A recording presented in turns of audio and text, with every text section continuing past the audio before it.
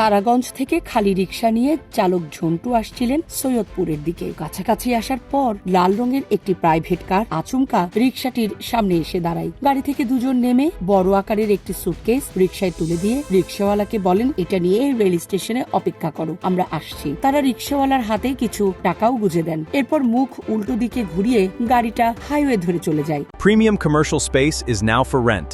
Featuring ample parking and excellent accessibility, this 4,200 square foot space is ready. Elevate your business and call us today. Rickshawwala Jhantu Saidpur rail স্টেশনে এসে অপেক্ষা করতে থাকেন।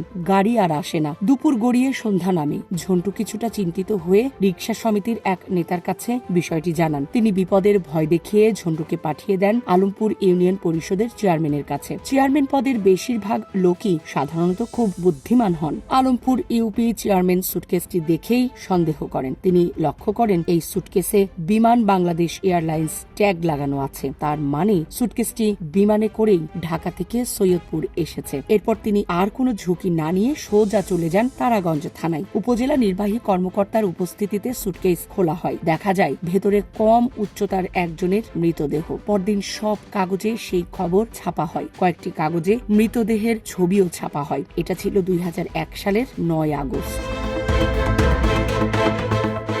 সৈয়দপুরে সুটকেসে যে লাশটি পাওয়া গেছে সেটা মিলনের পুরো নাম সাইদুল হক মিলন। তিনি 1998 থেকে 99 সালের দিকে বঙ্গবন্ধু সম্প্রচার সেল নামের একটি সংগঠন গড়ে তোলেন। তিনি ছিলেন সেই সংগঠনের সাধারণ সম্পাদক। শেখ মুজিবের বিভিন্ন ভাষণ, তাকে নিয়ে গান, কবিতা এসব তিনি সংগ্রহ করে বেড়াতেন। মিলন খুনের পর সবচেয়ে বেশি আলোচিত হয়েছিল এই সময়ের জনপ্রিয় মিউজিক কম্পোজার প্রতিকা হাসান ও প্রীতম হাসানের বাবা খালিদ হাসান মিলু ও তার পরিবার।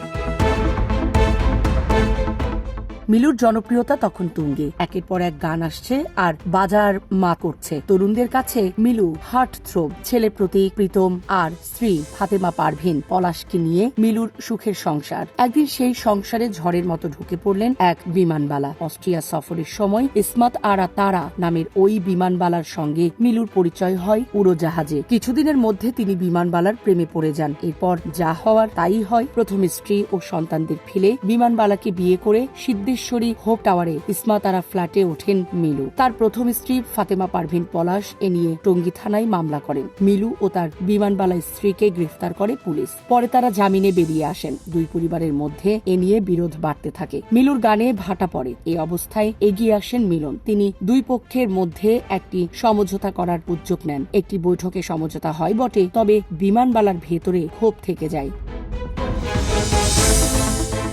কিছুদিন পর এই বিমানবালার বাসায় মিলু অসুস্থ হয়ে পড়েন। তার চিকিৎসায় বিপুল অর্থ খরচ হয়। বিমানবালা আর কুলিয়ে উঠতে পারছিলেন না। মিলুর বন্ধুরা তার চিকিৎসার জন্য কনসার্ট করে অর্থ সংগ্রহের আয়োজন করেন। এরকম একটি কনসার্ট হয় পিরোজপুরে, কিন্তু সেই কনসার্টের টাকা আর মিলু পাননি। পিরোজপুর সমিতির কিছু লোক আর মিলুর সহযোগীরা সব টাকা মেরে দেন। এ নিয়ে আবার গন্ডগোল শুরু হয়। এই সালিশেও মিলন ঢুকে পড়েন। এবার তার সঙ্গে বিরোধে জড়িয়ে পড়েন মিলুর গানের কম্পোজার গায়িকা আখি আলমগীরের প্রথম স্বামী সাইরাস আলতাফ শাসা, মিলুর ড্রামবাদক পলাশ সাউ, বাবু, ফারুক, পিরোজপুর সমিতির জিয়া সহ অনেকে। ইসমাত আরার সঙ্গে মিলনের পুরনো বিরোধ তো আছেই, সেই সঙ্গে যুক্ত হয় পিরোজপুরের ঘটনা। এরই প্রেক্ষাপটে 2001 সালের 4 আগস্ট রাতে বেরি রোড থেকে নিখোঁজ হন মিলন।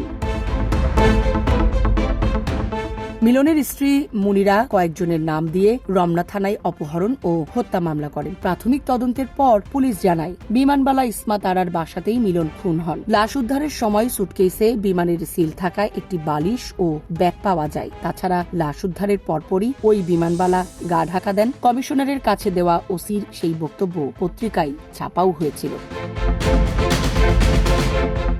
এই বক্তব্য যেদিন ছাপা হয় সেদিন বিমানবালা ইসমাত আরা অজ্ঞাত স্থান থেকে ফোন করে বলেন তিনি মিলনকে খুন করেননি, খুন করেছেন আখি আলমগীরের স্বামী শাসা। তিনি বললেন পিরোজপুর কনসার্টের টাকা মেরে দেওয়ার পর মিলনের সঙ্গে শাসার অনেক তর্কাতর্কি হয়। মিলন তাকে দেখে নেওয়ার হুমকি দেন। শাসাও তাকে হুমকি দিয়েছিলেন। জীবন অবাক না করলে কে করবে? 28% মিল্ক ফ্যাটের অবাক করার সাথে ফ্রেশ মিল্ক পাউডার। জীবন অবাক করুক প্রতিদিন। অনেকদিন ধরে মিলন খুনের মামলার তদন্ত করছিলেন ডিবি, কিন্তু তারা কখন কখনোই ইসমাত আরাকে ধরতে পারেননি। লাশ উদ্ধারের পর থেকে তিনি আর প্রকাশ্যে আসেননি। ইসমাত আরার বাসায় 2 দফা তল্লাশিও করেছিলেন ডিবি। তারপরও ডিবি এই মামলার কোনো কিনারা করতে পারেনি। সাক্ষ্য প্রমাণ না পাওয়ায় ডিবি এক পর্যায়ে এই মামলার চূড়ান্ত প্রতিবেদন দিয়েছিলেন।